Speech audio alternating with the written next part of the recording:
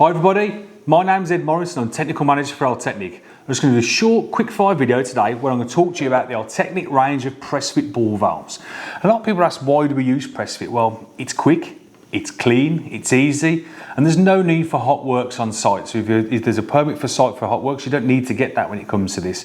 You can simply cut your pipe lengths, fit it all together and press the system after. Now there's some quite unique features on our ball valves when it comes to press fit. So first of all, we have the leak feature. So if it's not pressed, it will leak as an indicator that it needs to be pressed. They are universal in the way they're pressed. So when we talk about universal, what it means there is the pressing options. So we have V and M press up to a size of 35mm. Anything above 35mm then becomes a V press only, but anything up to that size you can dual press with a V or M press profile gun. So yeah, the DZR brass. We've got metal handles on there as well, so the quarter turn isolation as well, so simple and easy to use.